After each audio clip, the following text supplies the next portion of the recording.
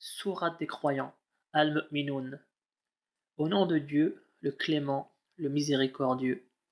Bienheureux en vérité sont les croyants qui prient avec humilité, qui dédaignent toute futilité, qui s'acquittent de la zakat, qui s'abstiennent de tout rapport charnel, sauf avec leurs épouses ou leurs esclaves, en quoi ils ne sont pas à blâmer, car seuls sont coupables de transgression ceux qui recherchent d'autres unions. Bienheureux sont ceux qui respectent les dépôts qui leur sont confiés, ainsi que leurs engagements, et qui s'acquittent régulièrement de leurs prières salates. Ce sont ceux-là les véritables héritiers, auxquels échouera le paradis pour l'éternité. Certes, nous avons créé l'homme d'un extrait d'argile, dont nous avons fait ensuite une goutte de sperme déposée en un réceptacle bien protégé. Puis, nous avons transformé cette goutte en un caillot de sang dont nous avons fait un embryon, où s'est dessiné le squelette que nous avons recouvert de chair pour en faire, en fin de compte, un nouvel être bien différencié. Béni soit donc Dieu, le meilleur des créateurs. Après quoi, vous êtes appelés à mourir, pour être ressuscités au jour du jugement dernier. Nous avons créé au-dessus de vous 7 cieux, et jamais notre attention n'a été absente de ce que nous avons créé.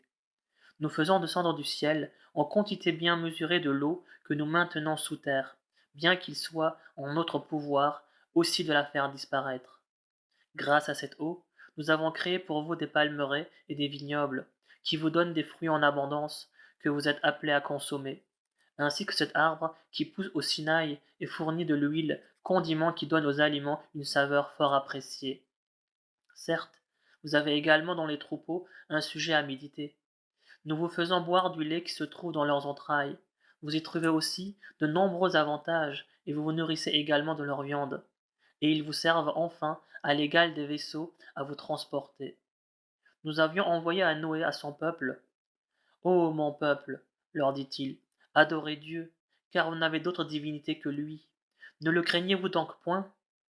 Mais les notables de son peuple, qui étaient impies, s'écrièrent.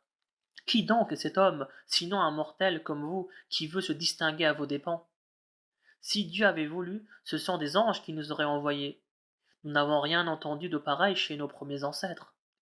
Ce n'est, en vérité, qu'un homme atteint de folie. Observez-le quelque temps. Seigneur, supplia Noé, prête-moi ton assistance. Il me traite d'imposteur.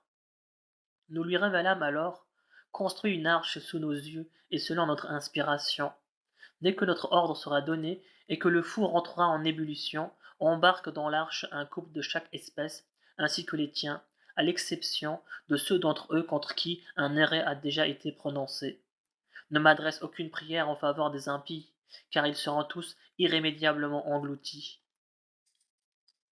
Et quand tu seras bien installé dans l'arche, toi et tes compagnons, tu diras, louange à Dieu pour nous avoir sauvés de ce peuple injuste. Et ajoute, Seigneur, fais-moi débarquer en un lieu béni. Tu es celui qui conduit le mieux à bon port. Il y a en cet événement des signes certains, bien que ce fût là une épreuve de notre part. Nous avons créé, après eux, d'autres générations auxquelles nous avons envoyé un messager issu d'elles-mêmes pour leur dire Adorez Dieu, vous n'avez d'autre divinité que lui, ne le craignez-vous donc point? Mais les notables de son peuple, qui étaient sans foi, qui ne croyaient pas à la vie future, et que nous avions pourtant comblés de richesses dans ce bas monde, s'écrièrent Qui donc est cet homme, sinon un mortel comme vous? Il mange de ce que vous mangez, et boit de ce que vous buvez. Si vous obéissez à un homme comme vous serez du nombre des perdants, à coup sûr. Vous promet-il qu'une fois mort et réduit en os et en poussière, vous serez de nouveau rendu à la vie? Quelle baliverne on vous promet là! Il n'y a point d'autre vie que celle dont nous jouissons ici-bas. Nous mourons, nous vivons, et nous ne serons jamais ressuscités. Ce n'est qu'un homme qui raconte des mensonges sur Dieu, et nous ne sommes pas prêts à croire ce qu'il raconte. Seigneur, supplia le messager, prête-moi ton assistance. Il me traite d'imposteur.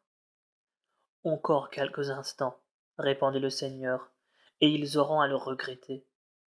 Et soudain, un grondement terrifiant les saisit en toute justice, et nous les réduisîmes à l'état de débris charriés par le torrent. Arrière donc, ô peuple des pervers! Puis, nous fîmes naître après eux d'autres générations, car aucune communauté ne peut ni avancer, ni reculer le terme qui lui est imparti. Puis, Nous fîmes succéder les prophètes les uns aux autres, et chaque fois que l'un d'eux se présentait à son peuple, celui-ci le traitait d'imposteur. Aussi, anéantîmes-nous ces peuples les uns après les autres, et en fîmes-nous des sujets de légende. Arrière donc, ô peuple infidèle. Nous envoyâmes ensuite Moïse et son frère Aaron, munis de nos signes de preuves évidentes, à Pharaon et aux notables de son royaume qui les accueillirent avec morgue, car c'étaient des gens pleins d'arrogance. Allons-nous croire, s'écrièrent-ils, en deux hommes identiques à nous, et dont le peuple est notre esclave? Aussi furent-ils anéantis pour avoir traité Moïse et Aaron de menteurs. Et si nous avions donné l'écriture à Moïse, c'était bien pour amener son peuple à suivre la bonne voie. Puis nous fîmes du fils de Marie, ainsi que de sa mère, un prodige. Nous leur donnâmes à tous deux pour refuge une colline paisible et dotée d'une source. Ô prophètes, mangez de ce qui est licite et agréable, et faites de bonnes œuvres, car je suis au courant de tout ce que vous faites. Et soyez certains que cette communauté religieuse, qui est la vôtre, ne forme qu'une seule et même communauté, et que c'est moi, votre Seigneur, que vous devez craindre. Mais ils se sont divisés en sectes, et chaque secte se mit à se prévaloir de sa doctrine. Laisse-les pour un temps dans leurs erreurs.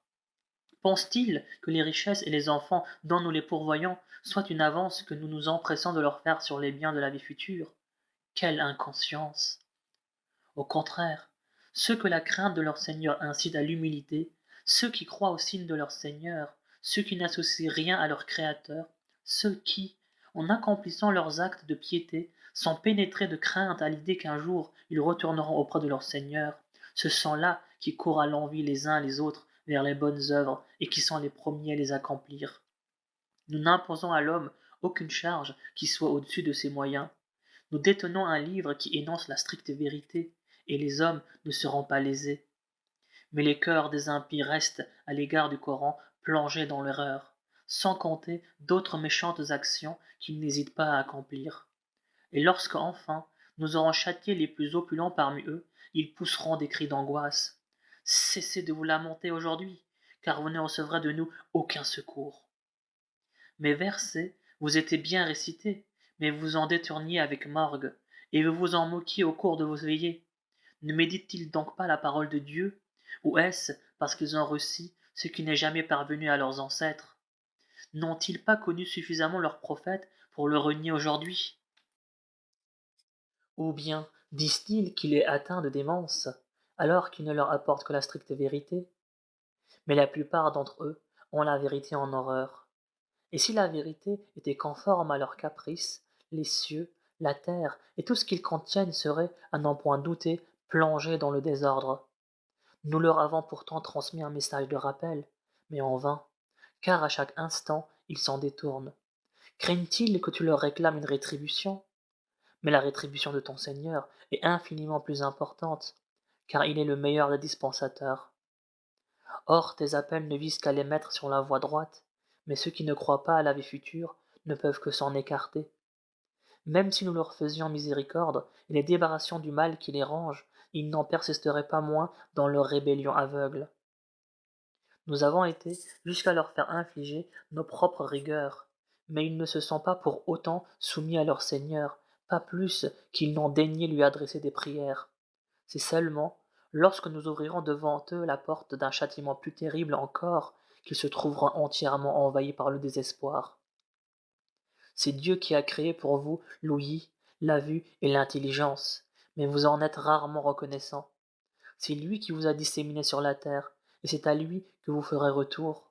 C'est lui qui donne la vie et qui donne la mort, et qui fait alterner la nuit et le jour. Ne pourrez-vous le comprendre? Hélas, ils continuent à ressasser les mêmes propos que leurs devanciers. Quoi? Une fois morts, disent-ils, et réduits en os et en poussière, serons-nous ressuscités? C'est ce qui nous a été promis auparavant, à nous et à nos ancêtres. Ce ne sont là que des fables anciennes. Demande-leur. À qui appartiennent la terre et ceux qui y vivent? Dites-le si vous le savez. Ils appartiennent à Dieu, répondront-ils. Dis-leur alors, que ne pouvez-vous donc vous en souvenir? Demande-leur. Qui est le Seigneur des sept cieux, le souverain du trône sublime? C'est Dieu, répondront-ils. Dis-leur alors, ne le craignez-vous donc point? Demande-leur, qui détient le pouvoir suprême sur toute chose? Qui est celui qui protège et qui n'a pas besoin d'être protégé? Dites-le, si vous le savez. C'est Dieu, répondront-ils. Dis, pourquoi donc vous laissez-vous ainsi ensorceler au point de ne pas croire en lui?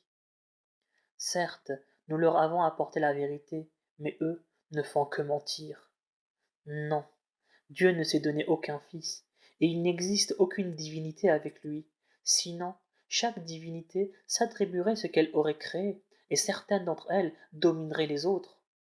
Gloire à Dieu! Il est bien au-dessus de tout ce qu'ils inventent. Détenteur de la science de tout ce qui est visible ou invisible, il est très au-dessus de ce qu'on lui associe.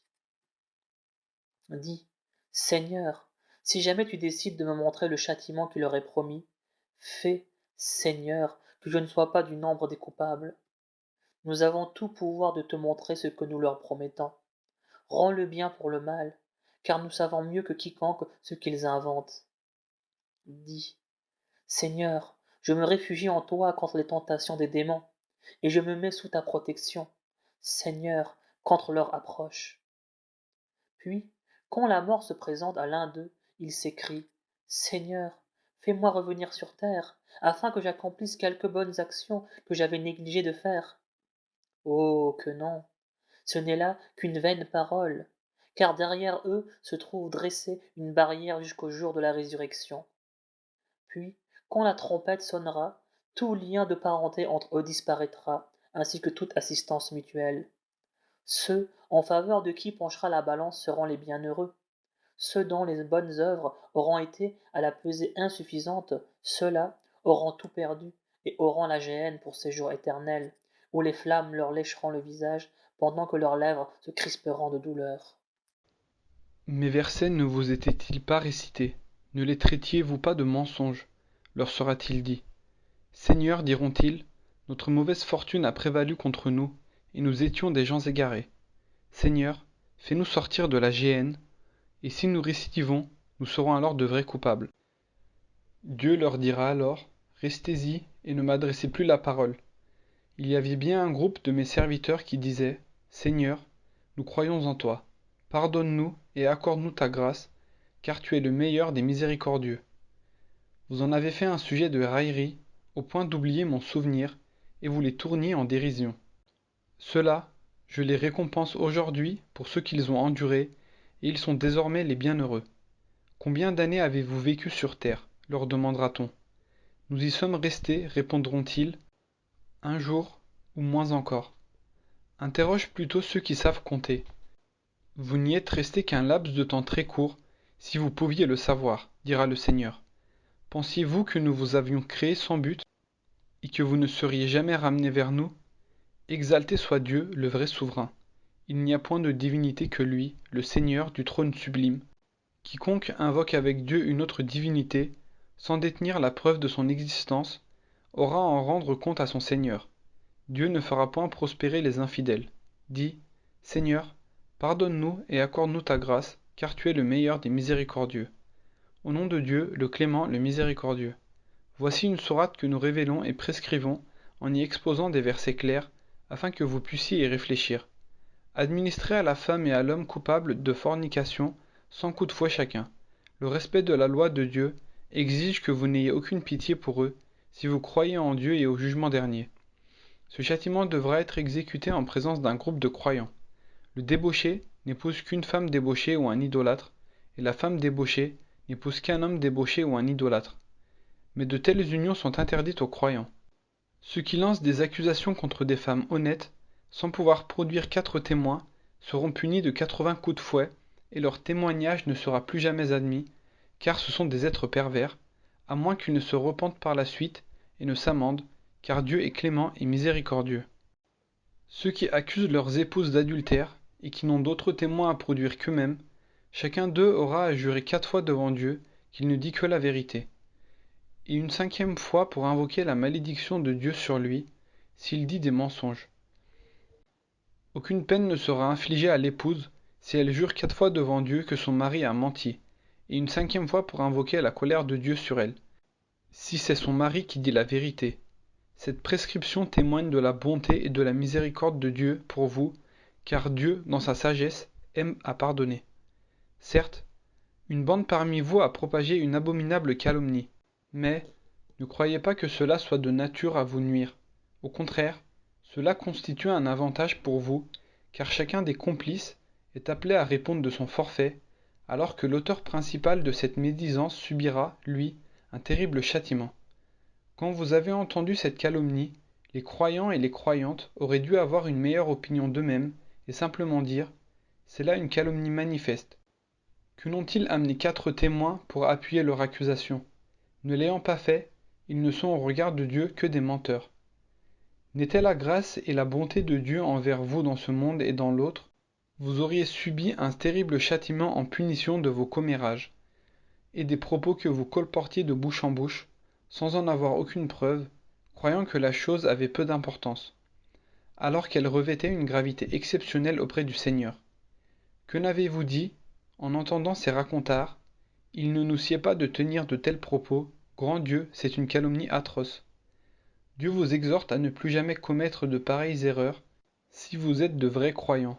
Dieu vous expose ces signes avec clarté. Il est omniscient, il est sage. Ceux qui se plaisent à discréditer les croyants subiront des tourments douloureux dans ce monde et dans l'autre, car Dieu sait et vous, vous ne savez pas.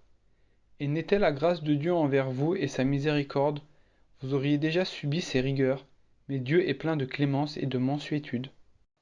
Ô vous qui croyez, ne suivez pas les traces de Satan, car quiconque suit les traces de Satan, celui-ci ne manquera pas de l'entraîner vers la turpitude et le vice. Or, sans la grâce de Dieu envers vous et sa miséricorde, nul d'entre vous n'atteindra jamais l'état de pureté. Dieu purifie qui il veut, car Dieu entend tout et sait tout. Que les gens honorables et fortunés d'entre vous ne jurent point qu'ils ne viendront plus en aide à leurs parents, aux pauvres, et à ceux qui sont expatriés pour la cause de Dieu, qu'ils se montrent au contraire indulgents et cléments. Vous-même, n'aimeriez-vous pas que Dieu vous absolve? Dieu est infiniment clément et miséricordieux.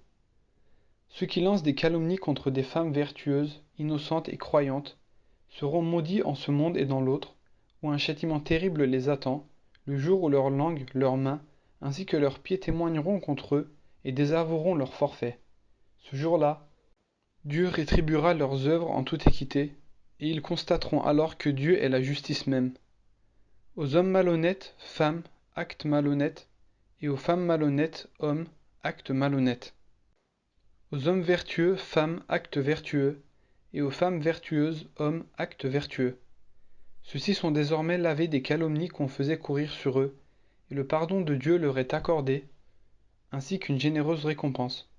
Ô croyants, ne vous introduisez pas sans autorisation préalable dans les maisons d'autrui, et sans en saluer les habitants. C'est là une bonne règle à suivre. Vous ferez bien de vous en souvenir. Si vous n'y trouvez personne, n'entrez pas, à moins qu'on ne vous l'ait permis. Si on vous dit de vous retirer, faites-le. Cela relève des règles de la civilité. Dieu est au courant de tous vos actes. Il ne vous est pas interdit d'entrer dans des demeures inhabitées où se trouve un objet vous appartenant. Dieu connaît bien ce que vous divulguez et ce que vous dissimulez. Invite les croyants à baisser pudiquement une partie de leur regard et à se préserver de toute souillure charnelle. Cela contribuera à les rendre plus purs, car Dieu est si bien informé de tous leurs actes.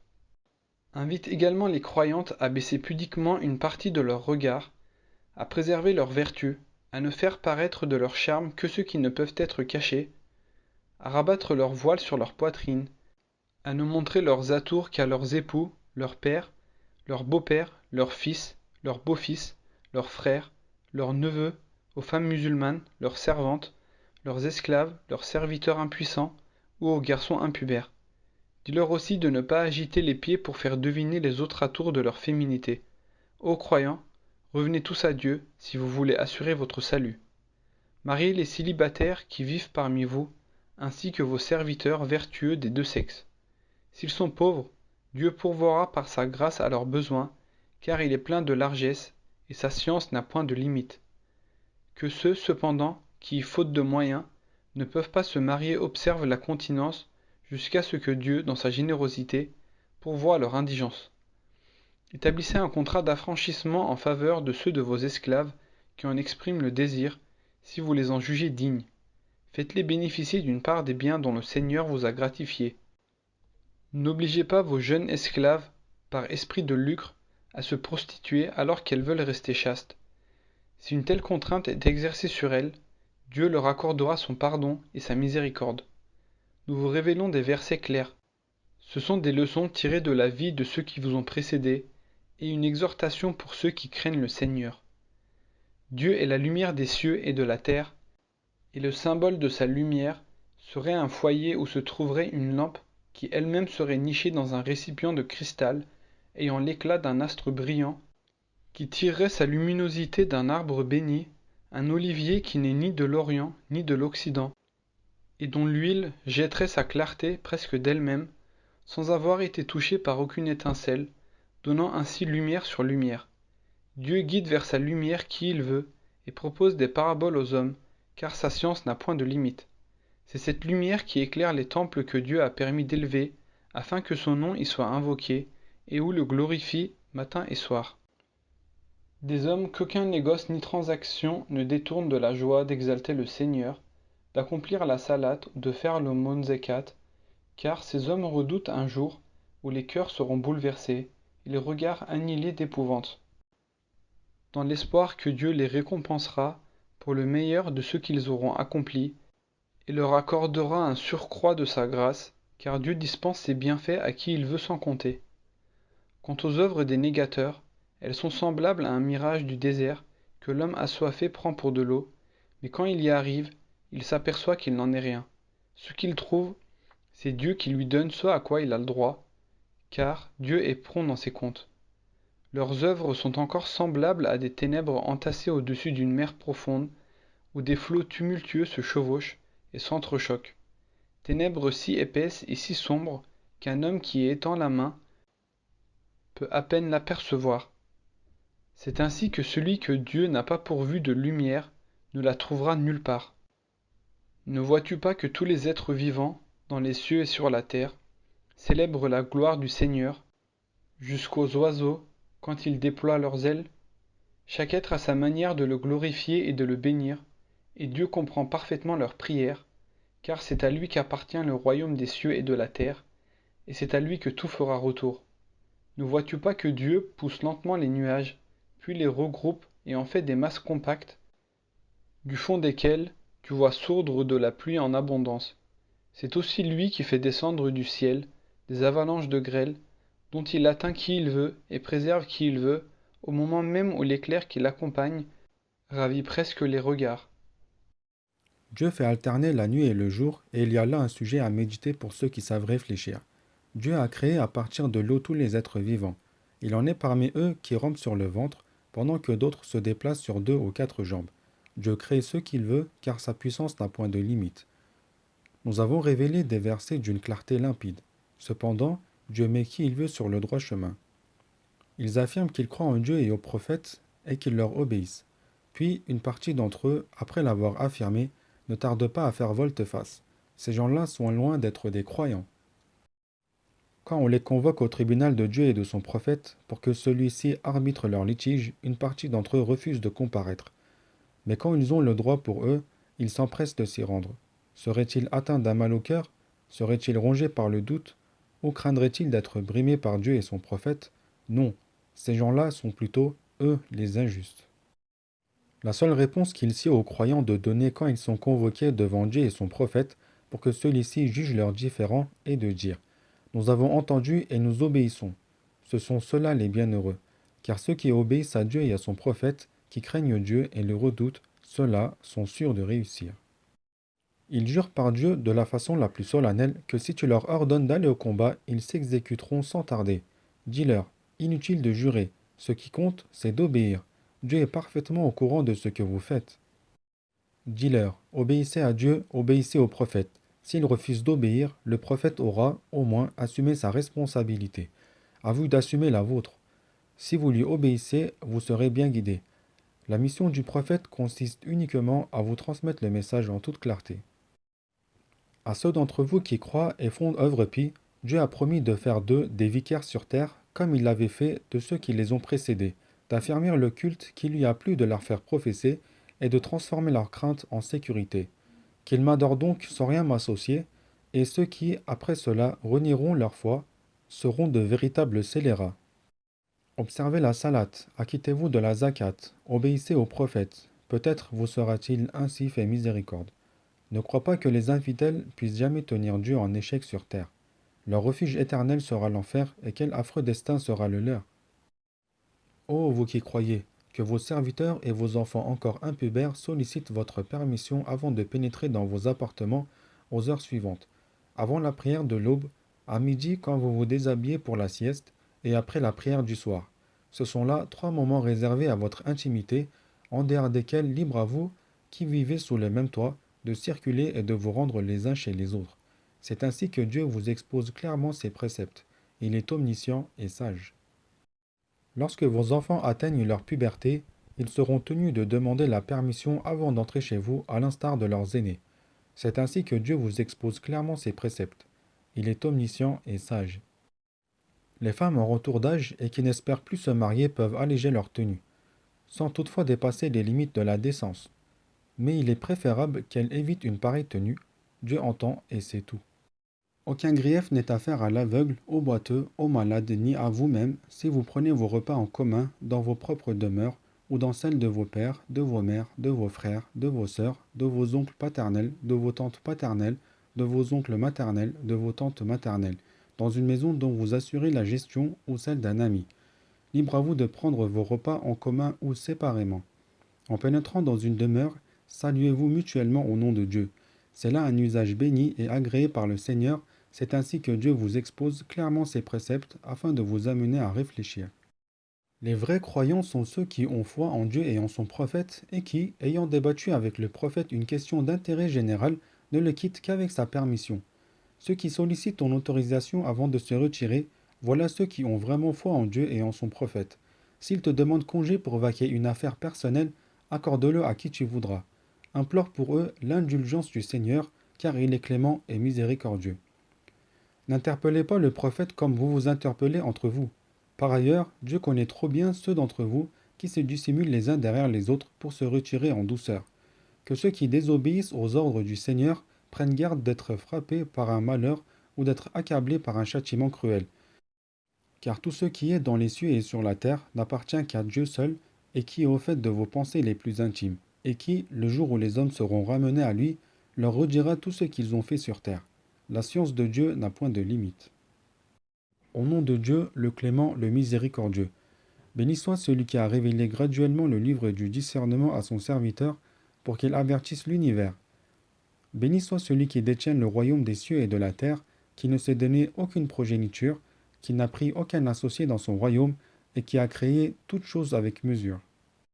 Cependant, certains lui ont préféré d'autres divinités qui ne peuvent rien créer, étant elles-mêmes créées, qui sont incapables de faire du mal ou du bien, qui ne disposent d'aucun pouvoir de donner la vie ou de la retirer, et encore moins de ressusciter les morts.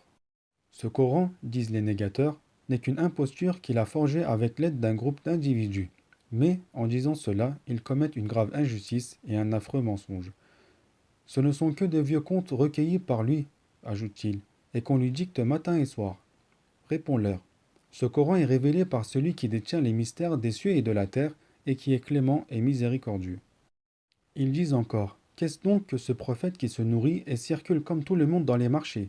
Si seulement il était assisté d'un ange descendu du ciel pour prêcher à côté de lui, ou si seulement on lui avait envoyé du ciel un trésor ou octroyé un verger dont il tirerait sa nourriture. Et les injustes d'ajouter, vous ne suivez là qu'un mortel ensorcelé, vois à quoi il te compare. Ils sont complètement égarés et ils ne peuvent plus retrouver le droit chemin. Béni soit celui qui, s'il le veut, peut te donner des biens plus précieux encore, à savoir des palais et des vergers sous lesquels coulent des rivières. Ils vont même jusqu'à traiter l'heure du jugement dernier de mensonge, mais à ces négateurs nous réservons un brasier ardent qui, les voyant de loin venir, les recevra avec des pétillements et des grondements de colère. Et quand ils y seront jetés, chargés de chaînes, en un étroit réduit, ils n'auront qu'un seul souhait, celui de leur destruction définitive. Ce n'est pas une seule destruction que vous devez aujourd'hui souhaiter, leur sera-t-il dit, mais vous devez en souhaiter plusieurs. Dis-leur, cela vaut-il mieux, ou bien ce paradis éternel promis comme rétribution et ultime séjour à ceux qui craignent le Seigneur, où tous les désirs seront assouvis pour l'éternité? C'est une promesse de ton Seigneur qu'il a pris sur lui d'accomplir. Et le jour où les impies seront réunis avec ceux qu'ils adoraient, Dieu demandera à ces derniers, est-ce vous qui avez égaré mes serviteurs que voici, ou sont-ce eux-mêmes qui se sont dévoyés? Gloire à toi, répondront les idoles. Loin de nous l'idée de prendre des maîtres en dehors de toi. Mais tu les as comblés des biens de ce monde, eux et leurs pères, au point qu'ils ont oublié tes rappels, pour perdre en fin de compte leur âme. Voilà que vos idoles vous désavouent, dira le Seigneur. Il n'y aura donc plus jamais pour vous ni échappatoire ni secours. C'est ainsi que quiconque parmi vous aura été injuste, nous lui infligerons un châtiment des plus sévères. Nous n'avons envoyé avant toi que des messagers qui se nourrissaient et qui fréquentaient les marchés comme les autres hommes. Nous vous éprouvons les uns par les autres, afin de mesurer le degré de votre endurance, car rien n'échappe à la vigilance de ton Seigneur.